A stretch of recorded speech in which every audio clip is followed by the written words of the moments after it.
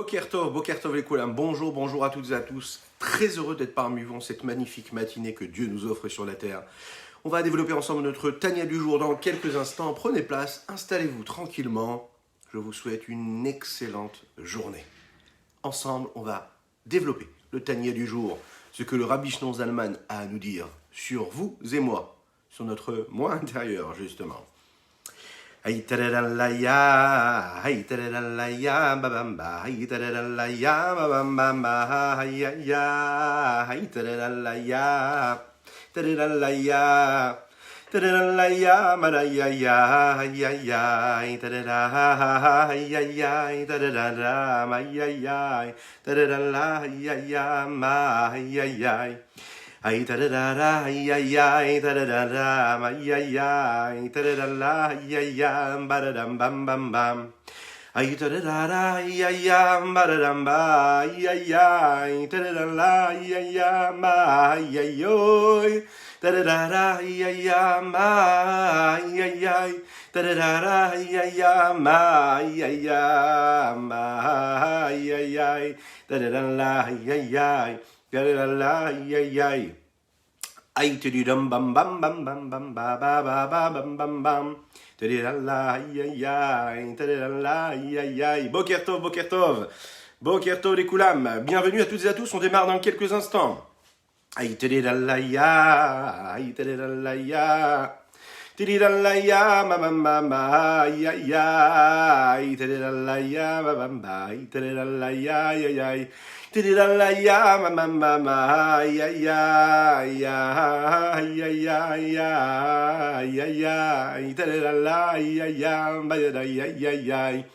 Ay tididalaya, mamma, ay ay ay tididalaya, ay ay ay tididalaya, ay ay ay tididalaya, oh ay ay ay.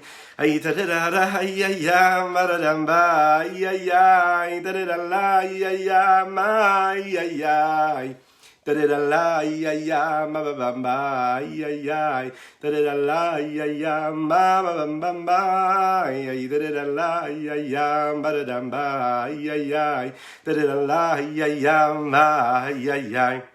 Ay tararala ay ay babamba ay ay tararala ay ay ay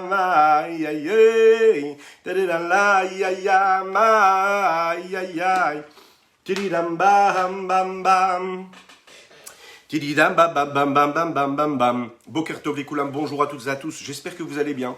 En tout cas, je vous souhaite déjà et d'ores et déjà une excellente journée. On va démarrer cette journée avec ces paroles de Torah. Qui nous explique véritablement ce que Akadosh Baruch Hu attend de nous. Oui, ce qu'il attend de nous, et puis ce que nous attendons de lui. Bon, on sait qu'on attend beaucoup de lui, et en fait, on va l'avoir dû, il nous donne tout. Il nous donne tout. Alors aujourd'hui, ce matin, nous étudions, pour le mérite de vous, de chacune et chacun d'entre vous, qui me dit-on de plus en nombreux, et puis, oui, un petit peu partout dans le monde. Et ça, c'est génial, dans le monde francophone. Donc, on me dit même qu'il y en a qui ne comprennent pas le français, mais qui se mettent à apprendre le français pour suivre ce cours de Tania. Non, je plaisante. Enfin, on ne sait pas, peut-être. L'Echaim. Donc, ce cours-là, il est pour votre mérite, à chacune et chacun d'entre vous, voilà, qui êtes présents, le soir et le matin. Que Dieu vous bénisse. Alors, vous savez qu'aujourd'hui, on va parler d'un sujet très, très, très intéressant. On va démarrer par cette petite histoire que pas mal connaissent. Vous savez que devant le rabbi de Lubavitch, il y avait des milliers de personnes qui passaient quasiment tous les dimanches matins les dernières années, mais très souvent, plus que parfois que le dimanche matin, pour recevoir une bénédiction, pour recevoir un petit dollar du rabbi. Grâce à ce dollar, il changeait la vie, l'existence de toute personne. On raconte qu'il y avait une femme qui était assez âgée, qui attendait son tour. Et voilà que ce tour-là était assez long. Cette dame-là attend son tour et ses pieds fatiguent. Et donc, elle fatigue. Elle se demande quand est-ce que ça va arriver son tour. Et bien sûr, elle se sentait pas vraiment bien. Hein. Et puis ça avance. À la fin, elle arrive devant le rabbi et à sa grande surprise, elle voit que le rabbi, en fait, lui est déjà là depuis longtemps, bien avant qu'elle commence à prendre ce tour-là pour recevoir sa bénédiction. Elle le voit debout, souriant, frais, encourageant.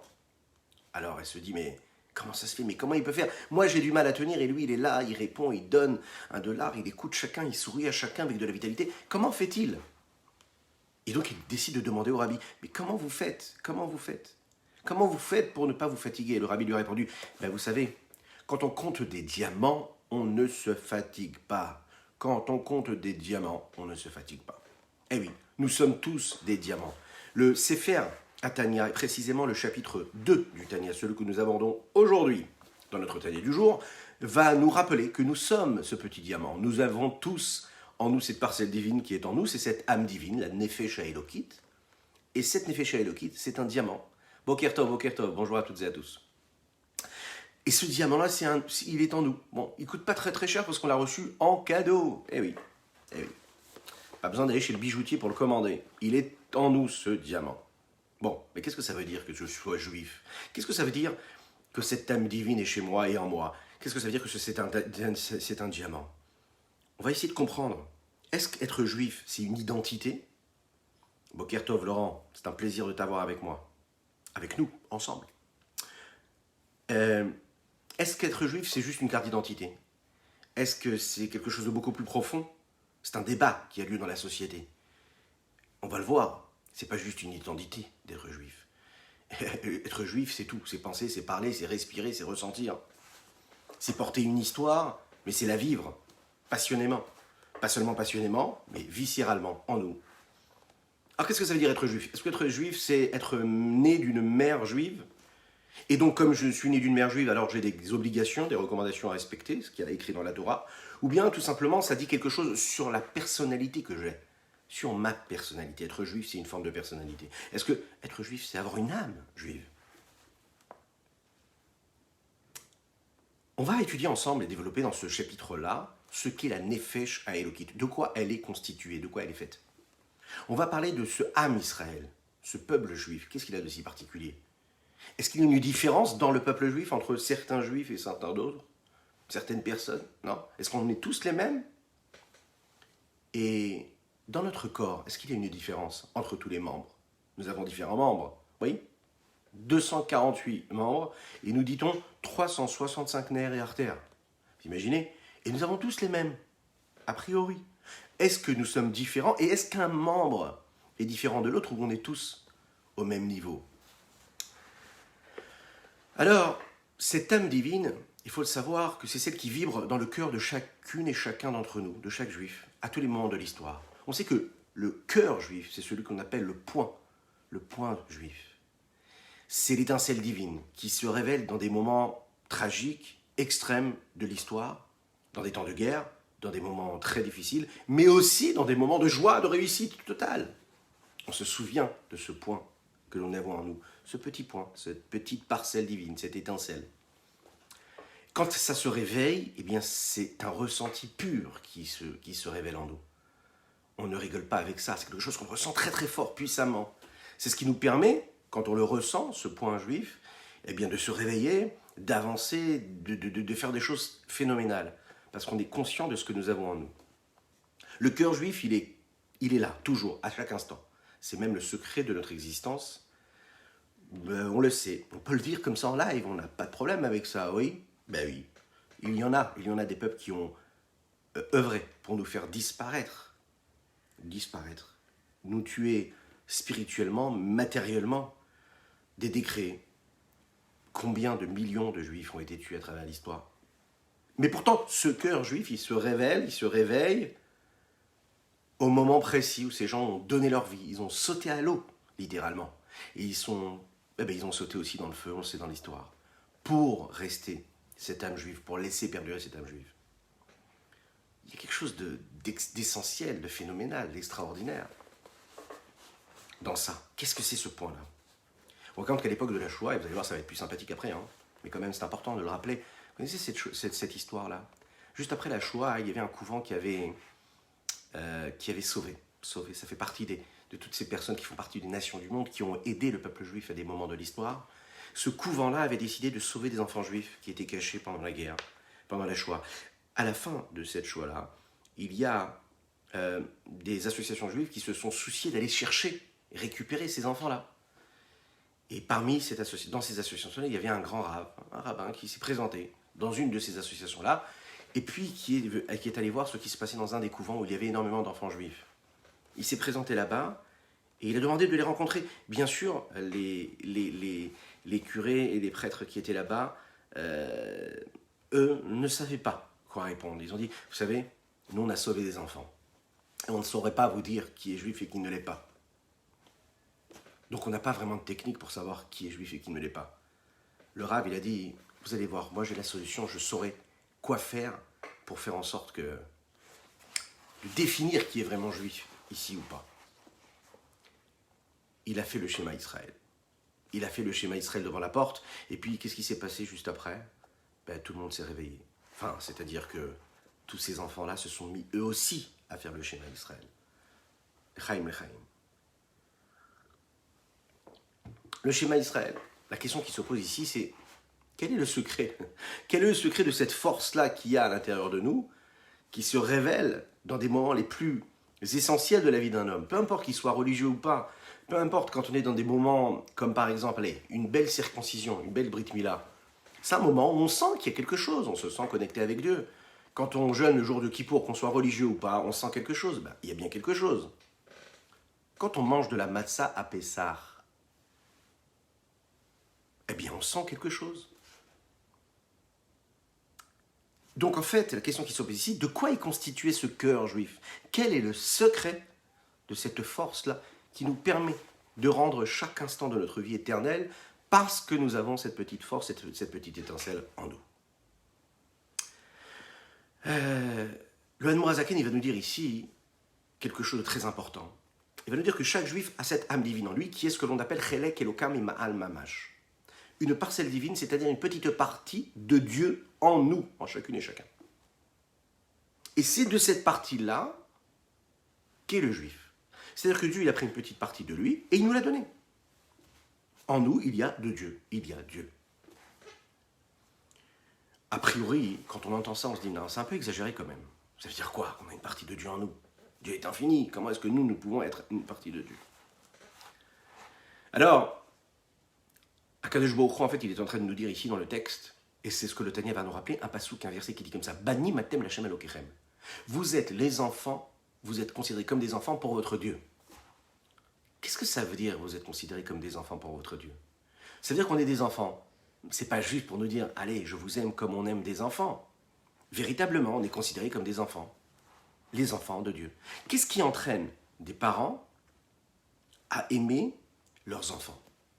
Alors, la réponse possible, c'est quoi? C'est que les enfants sont sympathiques, ils sont mignons, ils sont gentils, ils sont jolis. Et c'est nos enfants, oui, bon. Mais la véritable réponse, c'est quoi? C'est que l'enfant, c'est une partie du papa et de la maman. Oui, il vient de sa chair, il vient de son sang. C'est lui, c'est le papa, c'est la maman, cet enfant. Et donc, comme nous sommes, nous les enfants, ce que nos parents sont, eh bien, on est véritablement... oui, obligatoirement aimés et considérés comme nos enfants parce qu'ils sont ce que nous sommes. Ok.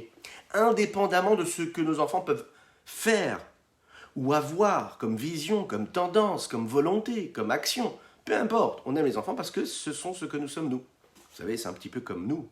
On s'aime. Oui, quand on se regarde au miroir, peut-être qu'on ne se trouve pas top. Peut-être que quand on réfléchit, il y a des choses qu'on n'aime pas en nous. Mais on s'aime véritablement. Un homme, il s'aime, c'est comme ça. Lechaim. Et si nous, on est capable de s'aimer pour ce que nous sommes, nos enfants, à plus forte raison. Peu importe ce qu'ils font. D'ailleurs, c'est la raison pour laquelle nous nous aimons, peu importe ce que nous faisons. Et nous devons nous aimer, c'est important. Vous connaissez cette fameuse lettre, cette fameuse anecdote d'une personne qui, en fait, était dans une déprime totale. Il décide d'envoyer une lettre au rabbi et lui dit, voilà, c'est fini, quoi. Et j'ai plus de raison de vivre. J'ai plus du tout de raison de vivre. Il fait une longue lettre au rabbi et il décrit toutes les raisons qui font qu'il n'a plus de raison de vivre. Et il envoie cette lettre au rabbi. Et le rabbi ne va pas répondre grande chose à cette lettre. Vous savez ce qu'il va faire? Il va prendre son crayon et puis il va entourer le nombre de fois où dans la lettre il y a le mot « moi » ou bien le mot « je ». Je ne me sens pas bien, je ressens pas bien les choses, je n'aime pas la vie, je n'aime pas ma vie, je n'aime pas les choix que j'ai faits, je n'aime pas ce qui m'arrive. Moi. Et le rabbi donc a entouré tous les jeux et tous les moi qu'il y avait dans cette lettre-là, et puis il a écrit juste en bas, lorsque vous serez capable de retirer ce moi et ce je, vous verrez que vous aurez une existence phénoménale, heureuse, belle, joyeuse, harmonieuse, sereine. Souvent le problème, quand on n'est pas en réalité content de la vie qu'on a et qu'on a un manque d'amour, on pense qu'on n'aime pas la vie. En fait, c'est un surplus, un trop-plein de moi existentiel.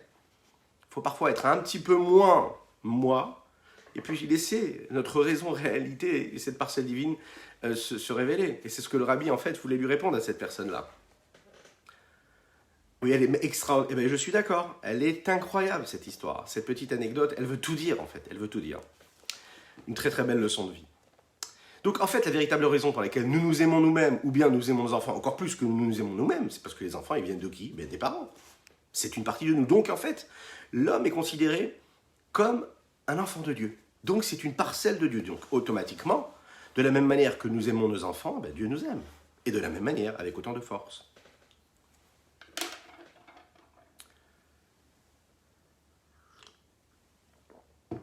La petite histoire nous dit que bien sûr que cet homme-là a changé. Bien sûr que quand il a reçu cette réponse-là, hein, il a changé. Mais très très facilement en fait, hein, parce qu'il a reçu cette impulsion, il a tout compris. La Kabbalah nous explique qu'en fait, qu'est-ce que ça veut dire que nous sommes considérés comme des enfants? Ben, c'est assez simple. En fait, l'enfant naît de cette petite goutte de semence-là. Et cette semence-là provient du cerveau du papa. La Kabbalah nous explique que cette petite goutte qui vient du cerveau de papa fait qu'on est tout simplement un enfant, fait partie intégrante de ce que son papa est. Et ensuite, on va le voir tout de suite, à travers la gestation, et la maman qui va le porter pendant ces longs mois. La Nefesh Elokit, donc cette âme divine, elle provient du cerveau. De quoi du cerveau? Et de la partie Chorma de Dieu, si l'on peut dire un peu symboliquement, c'est-à-dire la partie la plus élevée de Dieu. Et on va donc développer cette idée-là. Qu'est-ce que ça veut dire le cerveau? Qu'est-ce que ça veut dire la partie sagesse ou la partie émotionnelle? Ou tous les autres membres du corps. L'idée que le juif, en fait, est une partie intégrale et intégrante de Dieu, véritablement, apparaît également au moment où la Neshama est créée. On sait que le monde a été créé par la parole de Dieu. Asara Mahamarot Nivra Olam. C'est un petit peu ce que nous disons tous les jours quand on fait une bracha, quand on dit la bracha de Sheakol. Baruch ata Hashem Elokeinu melech olam, Sheakol niya bidvaro.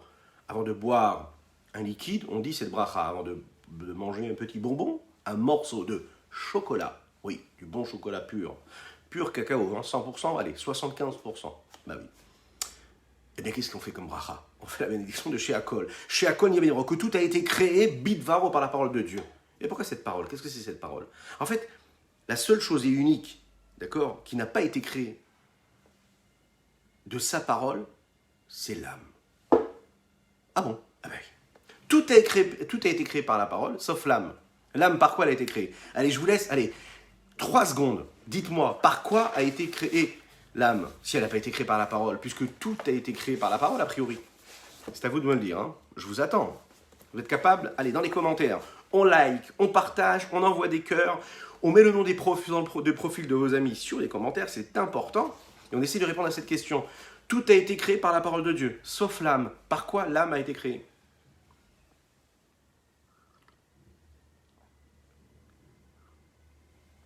Oui, par Dieu. Ça, c'est par qui? Mais maintenant, par quoi? Puisque tout a été créé par la parole, sauf... Bravo, voilà, on a reçu la réponse. Chazak ou Baruch. Chazak ou Baruch. Par le souffle. Exactement, par le souffle. Chazak ou Baruch. Eh oui, par le souffle. Alors, vous allez me dire, quelle est la différence entre le souffle et la parole? Eh bien, c'est ce qu'on va voir tout de suite. Vous connaissez la différence qu'il y a entre la pensée et la parole? Ne parlons même pas de l'action. Entre la pensée et la parole. Le Midrash nous dit que Israël alou ben machashava.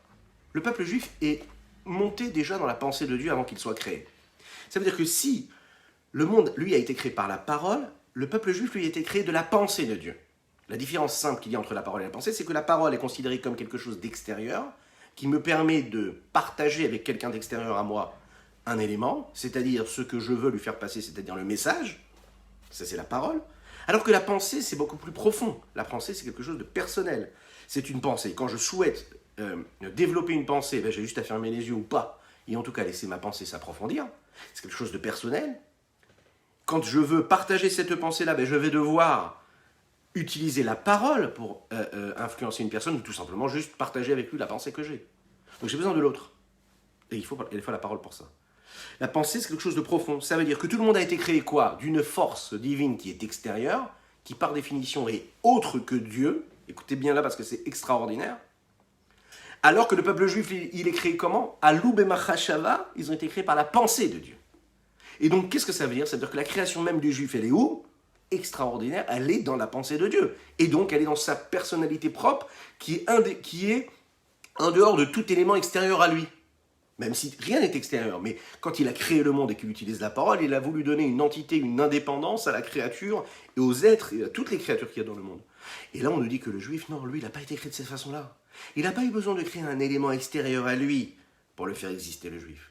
Il l'a créé par sa pensée. Et de la même manière que la pensée d'un homme, elle n'est pas détachée de ce qu'il est lui-même, puisque c'est quelque chose de profond et d'intérieur et de personnel, eh bien le juif, il est créé de cette pensée-là et donc il n'est pas extérieur.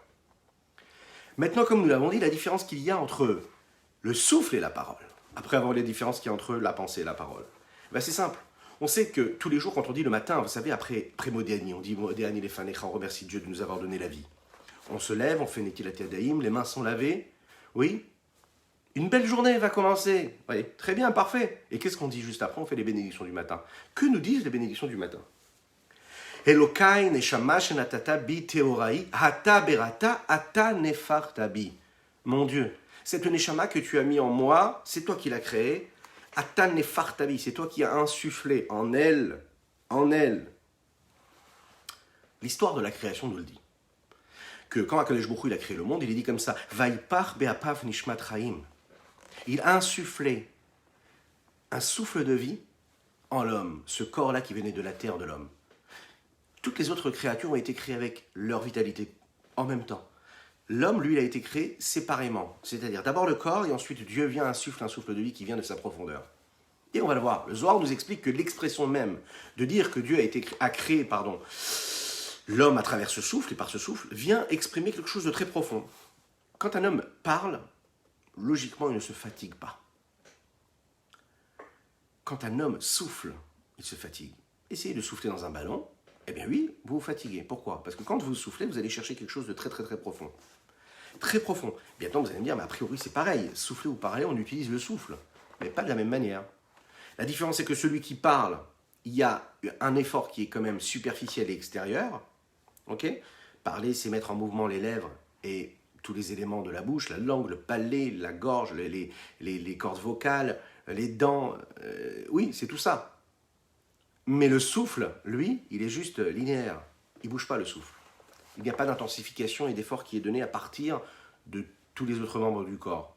Oui, il y a moins d'efforts. Souffler nécessite des efforts, parce qu'on va chercher quelque chose qui est beaucoup plus profond, qui est un petit peu partout dans le corps humain, et puis on donne cette impulsion-là qui vient du corps. Donc ça fatigue plus. Le Zohar nous le dit comme ça, et c'est ce qu'il va dire dans les mots le Baal HaTanya, le Rabbi Shneur Zalman, il dit « Mandelafach mitochenafach ». Celui qui souffle, il souffle de sa partie la plus intérieure, ouais, de la partie la plus profonde qu'il a. Celui qui souffle, il va chercher le plus profond. Et celui qui parle, c'est beaucoup plus superficiel, c'est plus extérieur. Et c'est par cela que le Admor HaZaken va définir qu'est-ce que c'est la Nefesh Elokit, cette âme divine, qui provient, nous l'avons dit, de la partie la plus profonde de l'être. Perek Bet, je vous invite à regarder ça dans les mots. Exceptionnel. Il faut savoir que l'âme divine, c'est une partie véritable de Dieu. Vraiment, vraiment, vraiment. Comme il est dit, comme il est dit comme ça dans la Torah, il a insufflé dans les narines de l'homme Nishmat Chaim, un souffle de vie, une âme. Il est dit aussi Vatan et Fartabi, et c'est toi qui as insufflé en moi cette âme. Ou comme il est dit dans le Zohar, celui qui souffle, il souffle de son intérieur. Pérouche, explication, mitoch yuto ou mipnim yuto, de sa partie la plus intérieure, la plus profonde. Chez Torchut ou Pnimiut Achayut, chez Badam Otsi Benfirato Bekoar. Parce qu'il y a toute l'intériorité, il y a toute la profondeur de l'homme qui sort, et de la vitesse de l'homme qui sort quand il souffle avec de la force. Oui, c'est ce qui fait beaucoup, beaucoup, beaucoup. Parce que quand on sort de ce qu'on a de plus intérieur, on sort justement, on fait sortir ce qu'on a de plus viscéral en nous. Oui. Alors, qu'est-ce qui se passe réellement? Il suffit de voir vraiment cet exemple-là que nous avons donné ici oralement, de la pensée. Car, dans les mots, al derech mashal, prenons un exemple. Nishmot Israël alou b'machashava. Cette allégorie-là, elle est donnée dans la Torah. Les âmes juives alou b'machashava étaient dans la pensée de Dieu. Qui dit, comme il est dit, Beni Bechori Israël. Il est dit comme ça dans le texte, mon fils, mon premier-né, peuple juif. Bani matam leshem lekechem. Vous êtes des enfants pour Dieu. Pérouge. De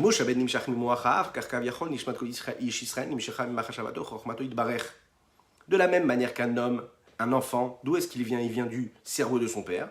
La même chose, l'âme de chacune et de chacun du peuple juif provient de la partie la plus élevée d'Akadosh Baruch Hu, à savoir sa pensée, la partie la plus élevée.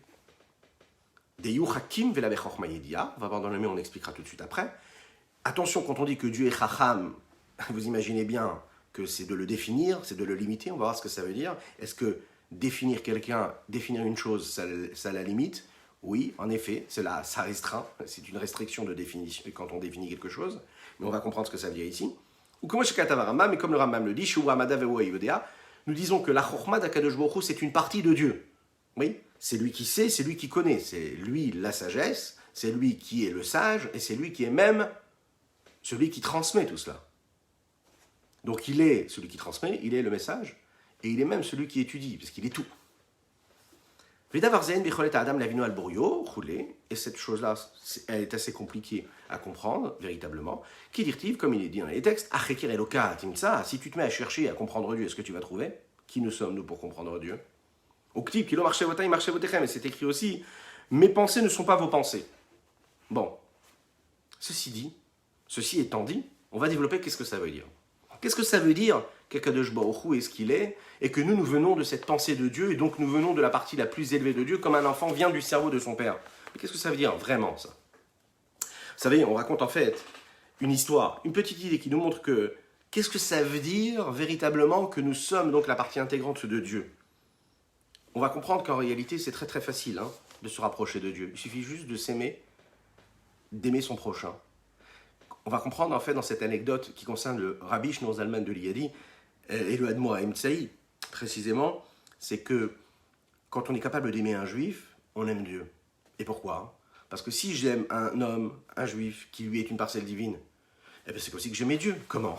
Écoutez, cette histoire, elle est très très intéressante. On était dans une Idva Adout, c'est-à-dire une réunion. Tout le monde était ensemble, on faisait un petit peu les Chaïm. Tenez, voilà, on va faire un petit les Chaïm ensemble.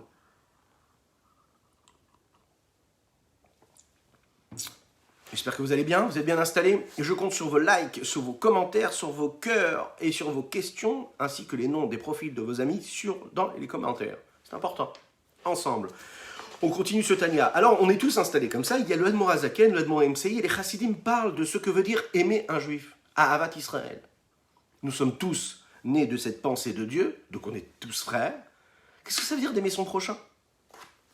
Et donc les questions se posaient, et puis parmi ce qui a été dit, il y a un des chassidim qui était présent, il a pris un verre, il a dit les chaïm. Il dit voilà, qu'Hachem fasse, que j'ai le mérite d'avoir une véritable Ahavat Hashem. Qu'est-ce que c'est?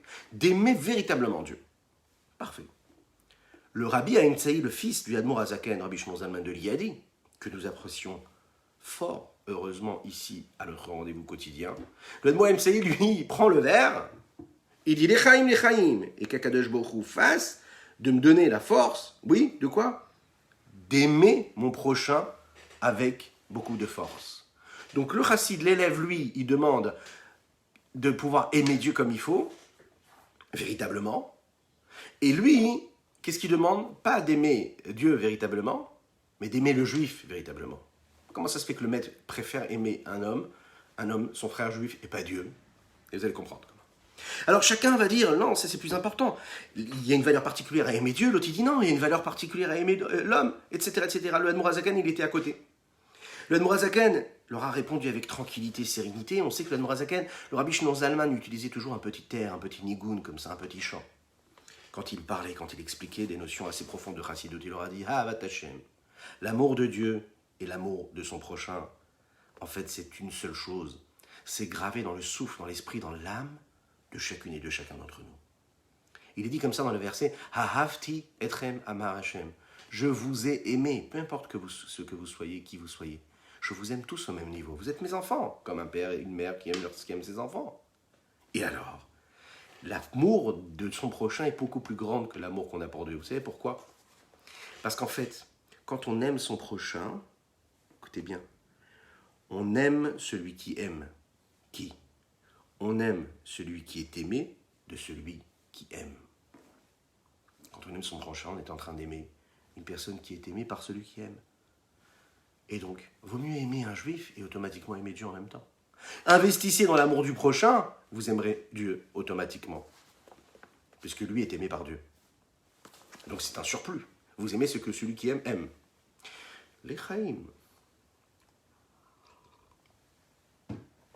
Ce qui nous en revient à dire, ben oui, une fois qu'on a compris qu'on est tous venus de cette pensée-là, qui suis-je?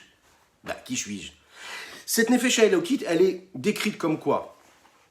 Comme l'inverse même de la Nefesh Bahami dont il était question hier. Cette âme divine, elle est complètement à l'opposé de l'âme animale. Si en âme animale, je suis au centre, c'est le moi qui s'installe partout, tout le temps, pour tout, et que tout le monde tourne autour de moi, nous l'avons dit hier, vous vous souvenez de cette photo-là? Oui. On en a parlé, on m'a envoyé un message, je me dis oui, je suis d'accord avec ça. On se regarde toujours en premier. Quand on regarde une photo, on est obsédé par notre profil, à quoi on ressemble, comment on est. Ensuite, on regarde les autres. Ben oui, on est obsédé par soi-même. Mais ça, c'est l'âme animale qui est obsédée par elle-même. L'âme divine, elle, est obsédée par l'autre, par Dieu. Et donc, il y a ce combat intérieur, oui.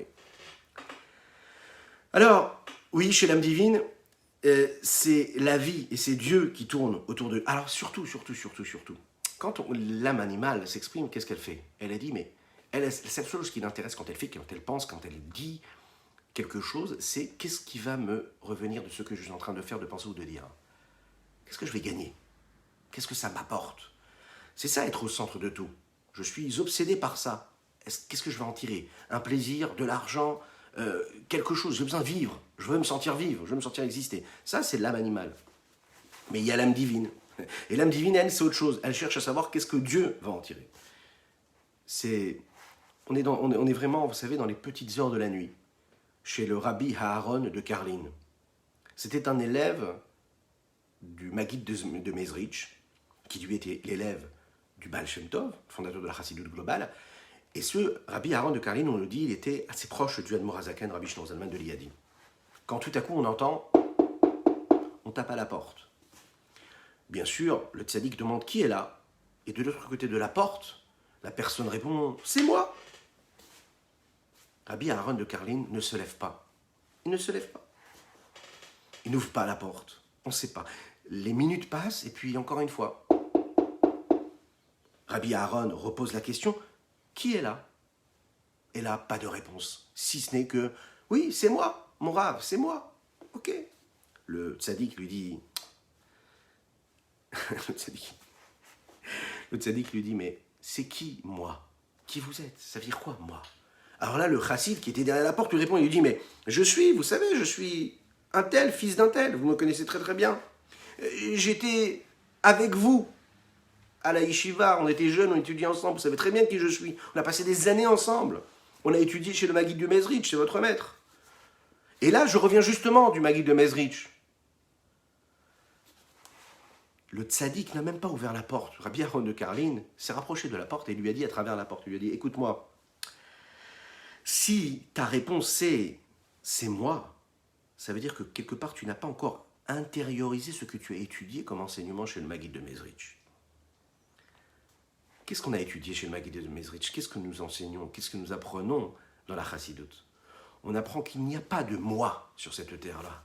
Le moi n'existe pas. Le seul qui existe, c'est Dieu sur terre. Si tu es capable de dire « moi, le seul qui est moi, c'est Anochi, je suis ». Et le « je suis », c'est qui? C'est Anochi Hashem Elokecha. C'est Dieu, le créateur du monde. Toi, tu n'es rien. Je ne suis rien. Et puis, si tu étais chez Maguid de Mezrich et tu reviens et tu dis « c'est moi », c'est qu'il y a un problème. Cet homme-là, ce chassid-là qui a entendu ça, il a baissé la tête, tout triste. Il s'est dit « donc, je n'ai pas vraiment bien compris ». Il a tourné les talons, il est retourné chez son maître, le Maguid de Mezrich, pour aller apprendre vraiment à annuler ce moi qu'il avait en lui. Alors, cette âme divine, oui, cette âme divine, on a compris, c'est une parcelle divine qui est en nous.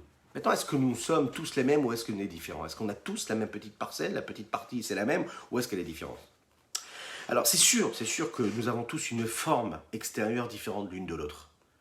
Nous avons tous des avis différents, nous avons tous des capacités différentes, nous avons tous des potentiels différents, nous avons tous des aptitudes différentes. On n'est pas du tout les mêmes. Ben, tout simplement, ça vient de quoi? Ben, de notre histoire. Ça vient de notre famille. On n'a pas les mêmes goûts et on n'a pas les mêmes couleurs. Oui, on le sait. Donc on est différents. Alors comment on peut être tous les mêmes et être différents en même temps? On va voir ce que le Tanya nous dit ici. Les Chachamim nous disent que de la même manière que leurs aspects sont tous différents. Imaginez les millions, les milliards d'êtres humains qui ont été créés. Nous avons tous, génétiquement, tous, un aspect physique différent. Vous pouvez chercher au monde, dans le monde entier. C'est la grandeur de Dieu. Chacham Arazim. Être capable de voir que chacune des créatures ne ressemble aucunement à l'une à l'autre. Si c'est dans la forme ou dans l'aspect extérieur, mais quand on recherche vraiment la ressemblance dans un visage, il n'y a aucune personne qui ressemble à une autre personne. Ça n'existe pas. Jusqu'à aujourd'hui, les plus grands scientifiques du monde n'ont pas réussi à trouver, à comprendre cela. Ça, c'est la grandeur de Dieu, l'infinie créature de Dieu. On essaye de cloner. Mais on clone. Personne n'a réussi à reproduire ce qu'est un être humain viscéralement le même, exact, génétiquement, ça n'existe pas. Lechaim. Vous savez ce qu'on a l'habitude de dire? 2 juifs, 3 avis. De la même manière qu'on ne se ressemble pas physiquement, nos avis aussi sont différents. On a toujours une nuance à apporter, toujours une façon de comprendre différente l'une de l'autre, et l'un de l'autre. Et donc, si on a tous une façon différente de regarder les choses, c'est que quelque part, on est différent. Il y a différentes coutumes, il y a différentes façons de faire la cuisine juive, il y a différentes façons de penser la Torah, il y a différentes façons d'étudier la Torah, de s'habiller, de se comporter, de chanter, de parler. Tout est différent. On est tous différents. Et en réalité, cette différence-là, elle est ancrée quelque part, de quelque chose de très profond. Elle est ancrée dans notre âme, dans notre neshama. C'est cette neshama qui entraîne l'homme, qui fait qu'il se rattache, qu'il s'associe à quelque chose de spirituel ou quelque chose de saint. Mais le lien, le dénominateur commun, le point commun qu'il y a entre chacune et chacun d'entre nous, c'est que nous sommes tous rattachés à un seul élément, à Dieu. Alors on peut être à un niveau qui est très très élevé, un niveau qui est très très bas, mais le point qui nous relie est le même. Vous avez des personnes qui sont très très saintes, très très élevées, qui n'ont pas besoin de faire quelque chose pour se rattacher à la Gdoucha. Pourquoi? Parce que la sainteté, elle coule dans leurs veines, elle est dans leur sang. Ils vivent la sainteté, ils n'ont pas besoin de combattre la sainteté, c'est l'inverse de la sainteté. Ils se lèvent le matin et déjà leur tête est déjà préoccupée par savoir qu'est-ce que Dieu veut de moi. Et vous, qu'est-ce qu'il veut Dieu de vous? Vous posez la question le matin. Posez-vous cette question-là. Qu'est-ce qu'il attend de vous? Qu'est-ce qu'il attend de vous? Il y a des gens qui se lèvent le matin déjà, comme ils se sont couchés comme des hommes, mais ils savent déjà ce qu'attend Dieu d'eux. Et ils se reposent quand même la question pour être sûr d'être dans la bonne route. Vous en avez d'autres parfois, malheureusement, qui ne se posent pas vraiment cette question-là. Malheureusement, je dis malheureusement parce qu'en fait, on se laisse aller par la vie et on oublie que l'essentiel, c'est justement de se poser la question de qu'est-ce que Dieu attend de moi. Alors comment on fait? Eh bien, on doit faire des efforts pour ça. Vous savez qu'à travers toutes les générations, il y a eu des grandes différences entre les générations et les personnes qui ont vécu dans cette génération-là. Les générations que nous vivons aujourd'hui ne ressemblent pas aux premières générations. On dit que les premières générations ressemblaient à des générations qui correspondent aux anges. Et si les Chachamim disent comme ça, il y a un mot comme ça, qui dit si les premières générations ressemblaient aux anges, alors nous, en tant qu'hommes, vous imaginez un petit peu comment est-ce qu'on est considéré? On est considéré comme des ânes. C'est méchant. Oui, non, mais c'est un petit peu ça. Ça veut dire que plus les générations avancent, et plus, en fait, on descend de génération en génération. Vous imaginez à l'époque des prophètes, le peuple juif vivait avec des prophètes qui prophétisaient, qui leur disaient le matin ce qu'il fallait faire, qui recevaient l'Esprit de Dieu pendant la nuit ou parfois même le jour. Et imaginez la génération de Moshe Rabbeinu, parmi qui on dit que Dieu parlait à travers ses mots, son souffle. C'était la Shrina qui parlait à sa place. Donc vous imaginez que les personnes qui recevaient ce message-là étaient d'un autre niveau que nous. Plus les générations avancent, c'est écrit comme ça dans les textes, et plus en fait on descend de niveau a priori. A priori. Vous avez des personnes dans ces générations-là qui ont aussi chacun un niveau. ce qu'on appelle la tête, ce qu'on appelle le talon. Dans la même génération, vous avez des tzadikim, mais vous avez ceux qui sont au niveau du talon. Un petit peu comme le corps de l'homme. Vous avez la tête, vous avez les talons. Le talon, c'est le plus bas, ben, la tête, c'est le plus haut. Et donc, il y a des hiérarchies, des différences. Et bien qu'il y ait ces différences-là phénoménales, extraordinaires, est-ce qu'on a vraiment ce point commun tous ensemble, ou est-ce qu'on est différents? Et s'il y a un point commun, comment on peut détecter ce point commun? Et c'est ce que le Rabbi Shneur Zalman va nous dire ici dans les mots. Il précise, il dit que bien qu'il y ait vraiment une différence entre tous et toutes, nous sommes tous une seule chose, Chelek, Eloka, Mimal, Mamash, une parcelle divine. C'est la raison pour laquelle nous disons tous les jours aussi dans la Tfila. Vehamer, Kulam, Tzadikim. Et ton peuple sont tous des Tzadikim. Pourquoi on est tous des Tzadikim? Parce que justement, nous vivons ce message-là de cette façon-là. Il peut y avoir des impies, il peut y avoir des Tzadikim. On arrive tous de la même source, on arrive tous du même endroit, et nous avons tous la même destination. C'est la raison pour laquelle le Baal Shem Tov disait comme ça qu'il faut aimer tous les juifs sans aucune condition. Parce que peu importe de quel juif nous parlons, ce juif-là, c'est une parcelle divine, donc tu dois l'aimer. Ah, il n'a pas fait ce qu'il devait faire. Ok, parfait. Mais lui, qu'est-ce qu'il est? Ne cherche pas à savoir qu'est-ce qu'il a fait. Qu'est-ce qu'il est? Il est juif, donc tu dois l'aimer. Ve'af. Ve'af sheyesh revevot mine chiluke madrigot baneshamot gavoal gavoal enketz. Bien qu'il y ait des milliers de différences et des myriades de différences, de niveaux dans les âmes, une plus haute que l'autre, à l'infini. Kemo. Godel malat neshamot avot Moshe Rabbeinu alehem hashalom, al nishmot dorotenu ele deigve meshicha. La différence de grandeur qu'il y a entre les âmes de nos patriarches, Abraham, Yitzhak, Yaakov, Moshe Rabbeinu, paix sur eux. Sur les neshamot, les âmes de nos générations, qui sont considérées comme les générations de Igvet de Meshicha, le talon de Mashiach, on y est presque. Et on les considère donc comme des talons, même si on a un grand, grand mérite, sachez-le. Shem Bechinat Akavaim. C'est quoi Akavaim? Ça veut dire que même dans le pied, la partie la plus basse du pied. Mamash et Gavé Amor Barosh, on est considéré comme le plus bas par rapport au cerveau de la tête. Eh bien oui, nous sommes considérés comme cela par rapport aux âmes de Moshe Rabbeinu, des patriarches. Mais donc dans les âmes même, on va voir qu'il y a aussi dans l'âme différents niveaux. Dans les neshamot, il y a des différences également dans la neshama. Dans la neshama même. On sait que la neshama a différents aspects, différents niveaux. Nefesh, ruach, neshama, chaya, yechida. À l'occasion, on développera. Nefesh, ruach, neshama, chaya, yechida. Pas toutes les âmes proviennent de la même âme. Qu'est-ce que je dis? Pas toutes les âmes se révèlent à travers un des aspects de l'âme et de telle âme ou de tel aspect qu'elles ont dans l'âme. Donc il y a des hiérarchies, il y a des différences de niveau. Mais tout de même, il faut le savoir. Mikol makom, shoresh kol hanefesh ruach unshama, kulam merosh kol hamadrigot asof kol dargin. Tous et toutes ces âmes proviennent de la base même qui est de la tête. Alors elles sont différentes l'une de l'autre. Il y a des nuances de niveau. Il y a des nuances d'appréciation. Mais elles viennent tous de la tête. Elles sont tous de la tête et jusqu'au dernier niveau, elles sont habillées. C'est la même force, la même racine, la même source qui est habillée dans celui qui est le plus bas, le plus léger, le moins raffiné, le moins élevé, le moins spirituel, le moins saint. Tous au même niveau, nous avons la même source. Et d'où nous venons? Rappelez-vous toujours de cela. Nimshach mimoach aelyon shi chochma ilaha kavyachol. Cela vient de quoi? Ça vient de la partie la plus élevée de Dieu, la sagesse suprême de Dieu, le cerveau supérieur de Dieu. Imaginez un petit peu la définition, ce qui est appelé la Chochma Ilaha. Vous savez qu'il est dit comme ça, Ner Hashem Nishmat Adam. Ce soir, Bezrat Hashem, on va allumer les bougies de Hanouka. Magnifique. On va apporter de la lumière. Ner Hashem Nishmat Adam. Il est dit comme ça que l'âme de l'homme, c'est quoi? C'est la bougie de Dieu. Qu'est-ce que ça veut dire? Vous savez que quand, par exemple, on prend tout élément, tout élément peut être un combustible pour du feu. En fonction de ce que je vais utiliser comme matière, eh bien la flamme va prendre. D'accord? Vous avez des matériaux que quand je les mets dans le feu, ils vont être consumés beaucoup plus vite et beaucoup plus rapidement que d'autres. Vous en avez qui ont vraiment beaucoup de difficultés à prendre. Eh bien, il se passe pareil avec les hommes. Nous avons tous des âmes, en fait. Et on est tous cette petite bougie-là. On est tous cette petite bougie-là et on est tous faits d'une matière et de matériaux différentes. Vous avez donc une âme qui, elle, va vite prendre. Elle va vite prendre, c'est-à-dire elle va vite être rallumée, vite être allumée. Le feu va vite prendre et il est magnifique. Il y a celui qui va vite prendre et qui va vite s'éteindre. Donc il faut laisser perdurer.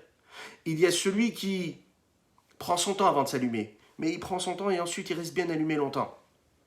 Choisissez bien vos bougies. Choisissez bien vos âmes. Oui. Donc on est différents. Mais on s'allume tous. On est tous faits de la même manière. Donc, tous, nous venons de la Chormaïla, de la sagesse supérieure de Dieu, et c'est de cette façon-là qu'on est tous au même niveau. Vous connaissez ça, cette sensation que l'on a quand on réfléchit un petit peu à ce point essentiel, qu'en fait, qu'est-ce que ça veut dire qu'on vient tous de la sagesse?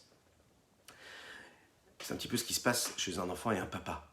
On le sait, l'enfant naît de cette petite semence, de cette petite goutte qui provient du cerveau du père. Tout ce qui va devenir cet enfant-là vient du cerveau du papa. Cette petite graine, comment se fait-il? Comment, en fait, cette identité-là du juif, ça n'est pas juste une identité, c'est vraiment cet élément qui vient de la partie la plus élevée de Dieu. L'exemple qui est donné ici, c'est la petite graine qui est semée par le papa. Cette petite graine qui vient du cerveau, la partie cérébrale qui est la plus élevée de l'homme. Pour comprendre ça. Banim atem nous sommes les enfants de Dieu. Quand un enfant est né et qu'on apprend à ses parents et à ses proches que cet enfant est né, le papa il rentre la première fois quand il voit l'enfant, il dit waouh, waouh, waouh, mais c'est magnifique, c'est magnifique. Il se pose cette question, il se dit mais. Enfin, souvent il pleure. Oui, aussi les hommes pleurent dans ces moments-là. Parfois, non, je ne sais pas. Il ne pleure pas des fois, c'est tellement fort qu'il ne pleure même pas. Et la question qu'on se pose, le père, ce qu'il va se dire, il va se dire, mais comment ça se fait? Comment, c'est quoi ce miracle-là? Comment une petite graine, elle peut donner naissance à cet enfant-là? Comment, c'est quoi cette histoire?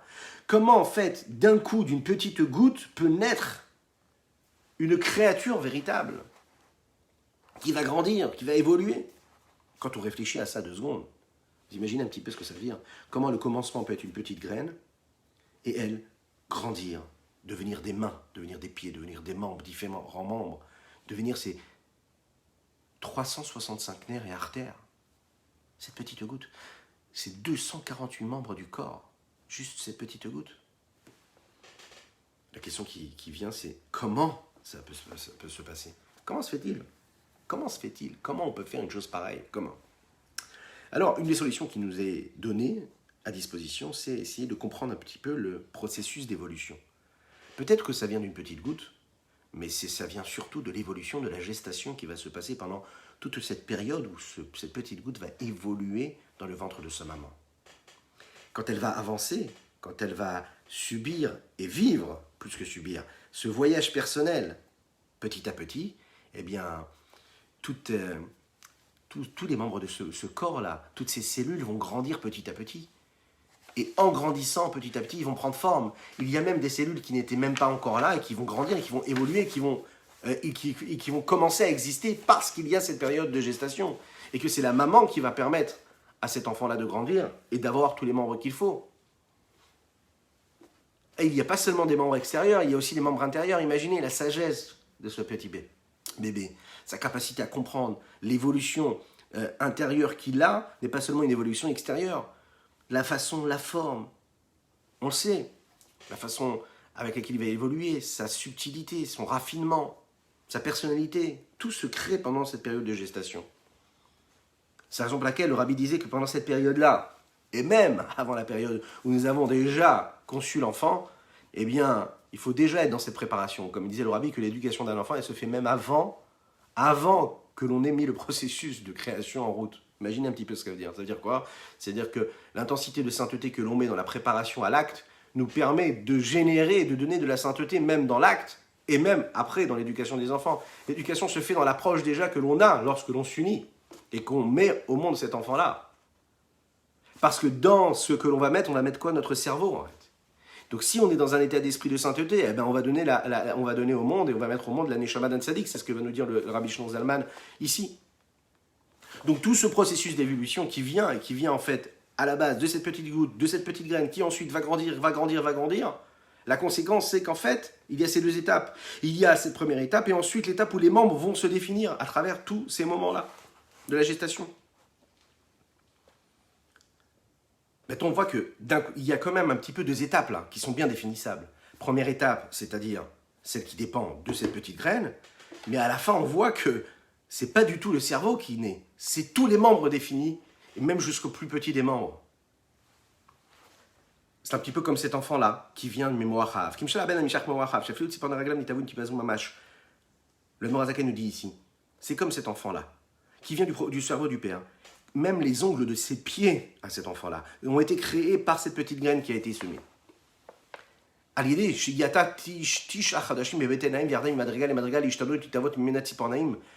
Et comment? Quand cette petite goutte-là est restée pendant 9 mois dans le ventre de la maman et qu'elle est descendue de niveau en niveau, elle s'est transformée, elle a changé, à tel point que c'est devenu cette vitalité qu'il y avait dans cette graine-là, les ongles de cet enfant-là.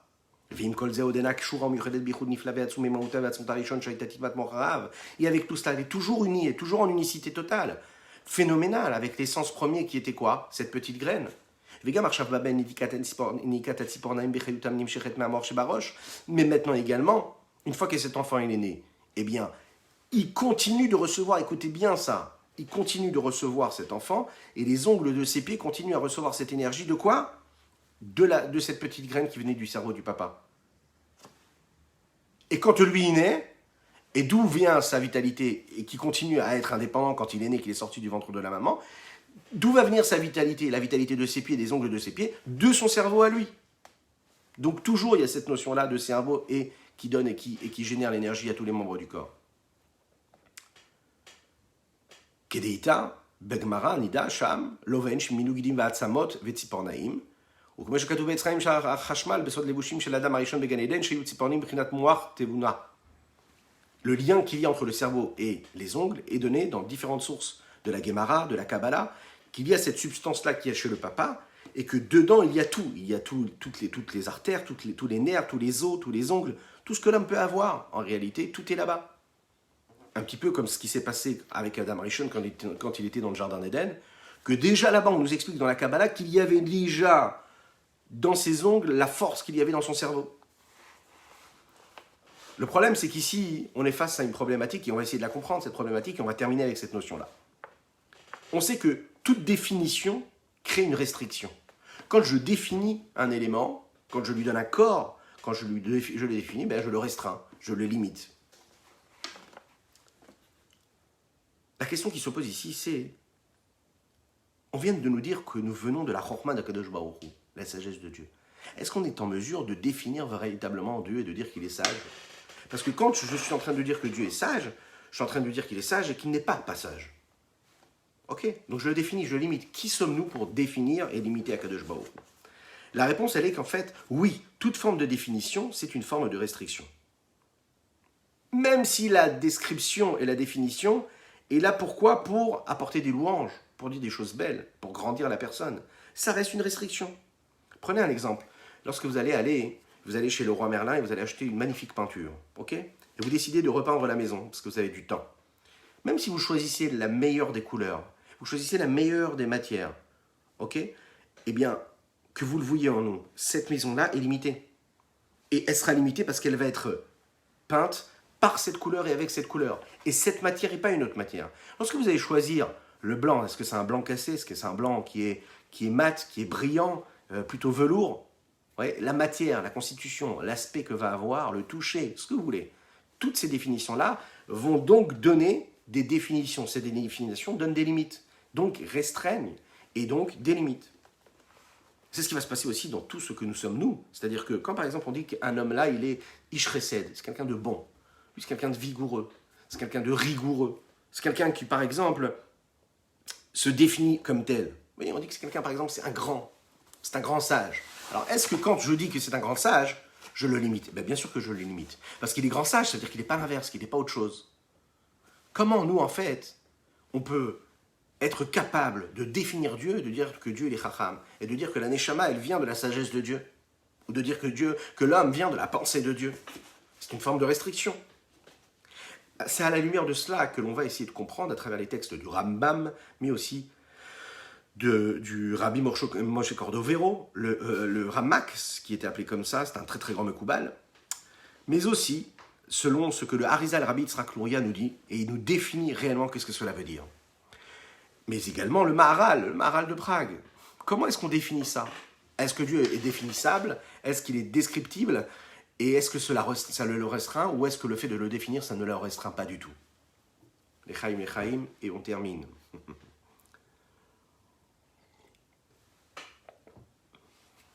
Vous allez bien? Baruch Hashem, dites-le. Vous allez bien? Baruch Hashem. Et si vous ne pouvez pas le dire parce que je ne vous entends pas, ben vous l'écrivez dans les commentaires. Dites Baruch Hashem. Ben oui, Baruch Hashem. Dieu va nous donner force pour une bonne journée, Bezrat Hashem.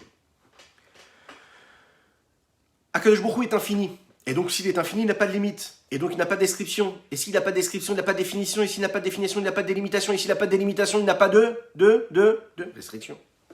Donc, comment est-ce que je peux dire que Dieu, il est grand? Comment il est infini? Mais par définition, si je dis qu'il est infini, ben c'est que quelque part, je suis en train de le limiter. Vous connaissez cette histoire. Il y avait un grand chassid qui s'appelait Reb Zalman Moshe Yitzraki. Il voulait montrer à un autre chassid qui s'appelait Rabbi Moshe Gourarié. Et lui dire...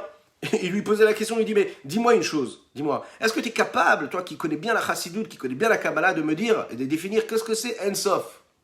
On dit que Dieu, c'est l'infini. Est-ce que tu peux me décrire, qu'est-ce que ça veut dire l'infini? Qu'est-ce que c'est l'infini? Et là, il le regarde, l'autre, il fait comme ça avec la main, il dit, mais dis-moi, trouve les mots. En Sof, comment je peux te définir l'infini? J'ai étudié des centaines de textes, des heures, des années d'études, te définir l'infini. Rien que définir, c'est compliqué, quoi. Et l'autre, comme il insistait à un moment, il a dit bon, et il a commencé à parler.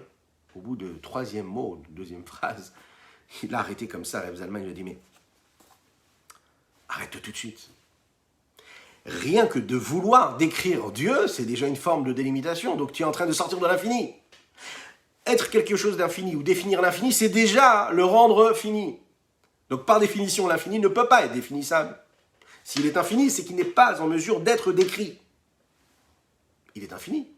Si tu le délimites et tu es capable d'utiliser les mots de ta pensée, les paroles et les lettres, de ton cœur même, ben tu le définis, tu le limites, et donc tu lui enlèves son infini. Et par définition, l'infini du Saint béni soit-il, c'est donc infini, donc indescriptible, indéfinissable. Alors comment nous on fait avec ça? Alors on va le voir. Le Rabbi Shlomo Zalman va répondre ici, et il va nous dire qu'à travers les deux avis, celle du Rambam et cet avis-là du Maharal de Prague, on va trouver un terrain d'entente entre les deux. Parce que vous allez le voir, le Rambam ne dit pas comme le Maharal de Prague. Le Rambam nous dit comme ça, il nous dit, Dieu est très particulier. Hu hayodea, hu hamada, vehu hayodea. Qu'est-ce que ça veut dire? Il nous dit ici que l'homme, en réalité, il est considéré comme celui qui sait, celui qui est la connaissance. Ça veut dire quoi? L'homme qui sait, ok, et qui connaît la sagesse, parmi lesquelles, et grâce à laquelle il arrive à comprendre le Dieu, d'accord? Donc s'il y a trois ici, vous avez l'homme, la sagesse, et la sagesse qui nous permet de comprendre celui qui sait. C'est une seule chose. Huamada, Huayodea, Huamada, Ve'ayadua. Dieu, en réalité, il se révèle à travers l'homme. Quand un homme sait quelque chose, il y a trois étapes, trois définitions. Il y a l'homme qui sait, le Yodéa, celui qui sait. Il y a la sagesse parmi lesquelles il sait, ça veut dire quoi? Ça veut dire la capacité de comprendre. Ce mouvement, c'est-à-dire ce réceptacle, cet outil qui nous a été donné, qui nous permet de comprendre quelque chose. Et puis, il y a le message lui-même. Akadosh Baruch Hu, lui, en fait, quand il sait ce qui se passe dans le monde, il n'y a pas ces trois étapes. Tout est une seule chose. Le Rambam nous dit, Akadosh Baruch Hu, c'est quoi Dieu? C'est la chorma. C'est la sagesse même. C'est l'outil qui lui permet de savoir. Et c'est celui qui sait, puisque tout est une seule partie, tout est Dieu. Tout est Dieu. Vient le Maharal de Prague, et lui, il va nous dire quelque chose de différent. Le Maharal de Prague, il dit, non, pas du tout. Comment est-ce que tu peux définir Dieu comme quelqu'un de sage? Dieu est infini, il est au-dessus de toutes les limites. Donc il dit pas du tout. Il dit, les Chachamim l'ont appelé comment? Dieu. Ils l'ont appelé Hakadosh Baruch Hu. Qu'est-ce que c'est Kadosh? Kadosh, c'est quelque chose qui est saint, quelque chose qui est séparé. Qui est séparé de quoi? De l'inverse de la sainteté. Donc Hakadosh Baruch Hu, il est séparé de toute limite, de toute définition, de toute description, de toute restriction. Donc toi, Rambam, quand tu me dis qu'il est la sagesse, qu'il est le message, et qu'il est celui qui sait, qu'il est l'outil de la sagesse, tu es en train de le restreindre. Et moi, je ne peux pas entendre ça. Vient le Rabbi Shlomo Zalman, il nous dit, il n'y a pas de problème. Moi, je vais vous mettre d'accord. Il y a l'avant et il y a l'après. Il y a ce que l'on voit dans les mondes supérieurs et ce qu'il y a dans nos mondes à nous. Il y a Dieu qui se révèle comme il est lui, et Dieu qui se révèle en fonction des créatures. Dieu qui est celui qu'il est, c'est-à-dire infini total, En Sof, et il y a le Dieu qui se définit à travers les hommes, pour les hommes. Et quand il se définit, qu'il existe à travers et qu'il prend corps en fonction du regard des créatures, là, il y a une différence. Donc le Maharal de Prague, lui, va parler de quoi? De Dieu en tant que lui-même, en tant que ce qu'il est lui, c'est-à-dire infini. Et le Rambam nous dit Dieu tel qu'il apparaît au niveau des créatures et au niveau des créatures et de nos regards, par définition, nous sommes nous aussi restreints. Comme on est des créatures restreintes et des limités illimitées, donc on est en mesure de comprendre et de voir une forme et de donner un aspect en fonction de nos limites à nous. Des limites que Dieu, lui, nous a imposées, enfin, qu'il nous a offertes. Vous comprenez la différence? Donc les deux sont vrais. D'un côté, Dieu est indéfinissable, oui, on ne peut pas le restreindre, on ne peut pas le définir. Mais, au niveau des hommes qui reçoivent et qui perçoivent la lumière de l'infini du Saint béni soit-il, qui se révèlent à eux, là, il peut y avoir cette définition qui rentre en jeu. Dans les mots, Hagaha, Virudulo, Chachmei Kabbalah, Kemoshe Katuv Pardes Maharamak, et les Chachamim sont d'accord avec lui. C'est-à-dire, comme c'est écrit ici, dans le texte du Pardes, du Rabbi Moshe Kor de Véro, qui est un grand Mekoubal. Vigam Lefi Kabbalat Harizal, et selon également ce qui est reçu du Rabbi Yitzhak Luria, à savoir que lui nous a enseigné que HaKadosh Baruch Hu est au-dessus de toute la connaissance, de toute sagesse. Alors comment lui on peut dire, comme le Rambam, selon le Harizal, que Dieu est Chacham, Dieu il est la connaissance, il est au-dessus de la connaissance et il est la connaissance même. Eh bien le Rabbi Shlomo Zalman va répondre ici, il va dire Yetzivan Milta. Il y a cet élément-là, Besod Itlapshut, qui existe dans le secret même de la définition du système des enchaînements et de l'adaptation et des formes que prennent les lumières de Dieu quand elles se révèlent à travers les créatures. Dans les mots. Or Insof Baruch Hu Alidei Tzimtzumim Rabim Echelim. Quand il y a la Itlapshut, quand la lumière de l'infini du Saint béni soit-il s'habille à travers, grâce à des restrictions, des contractions, des compressions, des condensations, des délimitations qu'il y a dans des réceptacles qui sont quoi? Chabad de Hatzilut, Chochma, Bina, Da'at, tous ces éléments qu'il y a dans le monde d'Hatzilut. Quand Dieu utilise tout ce système-là par rapport à ces séphirotes et utilise ces outils-là, bien il se révèle dans ces outils-là à travers ces limites. Et là, il est définissable comme de la sagesse ou pas de la sagesse. Mais pas au-dessus d'Hatzilut. Ça veut dire que ce qui est au-dessus de Hatzilut, du monde d'Hatzilut, qui est le monde qui n'est pas dans les limites du monde, mais qui est celui qui donne la possibilité au monde d'exister à travers Bria, Yetzira, Asiya, ces mondes-là qui vont être créés après Hatzilut. Les Malam et Hatzilut, au-dessus d'Hatzilut, il n'y a pas cette définition, cette restriction de Chochma. À tel point,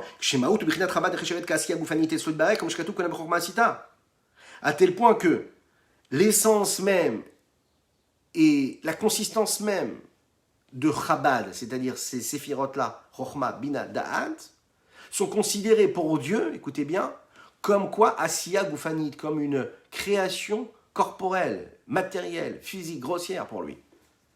Ouais. Bien que pour nous, c'est tout l'inverse. Donc en fait, tout dépend de là où on se place. Et c'est ce que nous dit Rabbi Shlomo Zalman. Rabbi Shlomo Zalman ici, il dit, Rambam lui dit, je regarde tel que ici-bas, quand je lève les yeux vers le ciel, oui, je vois que Dieu, c'est la connaissance, c'est l'outil qui nous permet de comprendre la connaissance, et c'est celui qui connaît la connaissance. Je le définis, je le restreins, entre guillemets, à mes yeux, pour ce que moi je conçois et je peux percevoir. Par contre, le Maharal de Prague, le Harizal, etc., eux, ils vont dire, non, on regarde Dieu tel qu'il est, au-dessus même du système de l'ordre de l'enchaînement du monde, c'est-à-dire les Mahalam et Hatzilut, bien au-dessus de tout. Et lui, pour lui, là-haut, il n'y a pas définissable, c'est l'infini la plus totale. Moi, j'ai envie de vous dire, magnifique. Je vous souhaite une excellente journée. On avait pris l'habitude de faire une petite halakha. Alors, on va dire une petite halakha rapidement, en quelques secondes, pour partir avec une halakha. Oui, et mériter le Olam Haba, même si je le sais, on le mérite déjà, le Olam Haba. Une petite halakha, très important. Est-ce que l'on doit faire, voilà, j'ai quasiment, oui, voilà, ça c'est parfait. Alors, ce soir, vous savez que ce soir, c'est quoi? C'est Hanouka. Ok. Qu'est-ce qui s'est passé? Quels sont les trois éléments, les trois événements principaux de la fête de Hanouka? C'est important de le savoir. Si vous avez des enfants, que vous sachiez quoi répondre, parce que des fois on oublie. Première chose, nous avons gagné la guerre. Le 25 qui se lève, les Maccabim, ils étaient peu, ils n'étaient pas grands, il n'y en avait pas beaucoup. Ils ont gagné, ils ont battu les Grecs qui eux étaient puissants, qui étaient forts. Depuis ce jour-là, nous avons appelé ce jour-là, cette fête-là, Hanouka. Hanou Chafé. Pourquoi? Parce que le jour de Chafé qui se lève, 25 qui se lève, ils se sont arrêtés, ils ont gagné leur guerre. C'est un miracle qui a été fixé par les Chachamim. Et donc, on demande à chacune et chacun d'entre nous de remercier Hachem pour tout ce qu'il a fait pour nous, ces miracles-là. Deuxième élément de la fête de Hanouka, le miracle de la fiole d'huile. Quand ils ont gagné la guerre, les Maccabim sont entrés dans le Beth Amikdash. Ils ont trouvé que les Grecs avaient rendu impures toutes les huiles qu'il y avait dans le Beth Amikdash. Il ne restait aucune huile, si ce n'est qu'une petite qui était petite fiole, dans laquelle il y avait le sceau du Kohen Gadol, du grand prêtre. C'est un miracle. Et ce miracle-là, c'est ce qui leur a permis de rallumer la menorah. Troisième élément dont est constitué Hanouka, et c'est la raison pour laquelle nous appelons ça une fête de remerciement dans laquelle nous disons le Hallel, dans la Tefila, c'est parce qu'on célèbre le Chanoukat HaMishkan. Nous définissons ça par la lecture de textes qui correspondent aux sacrifices que les bénis Israël apportaient au Beth Amikdash, ou au Mishkan précisément, pendant cette période-là. Pardon, excusez-moi, Beth Amikdash après. À partir de ce soir, nous ne disons pas Tachanoun. Encore mieux que cela. À partir de cet après-midi, donc ce matin là vous dites Tachanoun dans la Tefila, mais cet après-midi dans la Tefila de Mincha, nous ne disons plus Tachanoun jusqu'à la fin de la fête de Hanouka. Je vous souhaite une super fête de Hanouka. Allumez vos bougies, rappelez-vous, faites feu de tout matériau. Voilà, peu importe ce que vous êtes une âme. Et peu importe la façon avec laquelle vous allez prendre, sachez que vous brûlez pour Dieu. Vous êtes là pour Dieu, vous êtes cette flamme-là que Dieu a mis en vous. Que Dieu vous bénisse, qu'il vous protège, qu'il vous inonde de bénédictions à l'infini, et que le miracle, oui, le miracle, soit là ce soir, déjà depuis maintenant, mais ce soir, qui se révèle. Peu importe dans ce que vous avez besoin, que le miracle soit là pour vous. Il est à portée de main, qu'on puisse le voir. À bientôt. Oui, Chag Sameach, Hanouka Sameach à tout un chacun. על ניסיך ועל נפלאותיך ועל ישועתך על ניסיך ועל נפלאותיך ועל ישועתך על ניסיך ועל נפלאותיך ועל ישועתך על ניסיך ועל נפלאותיך ועל ישועתך. À bientôt.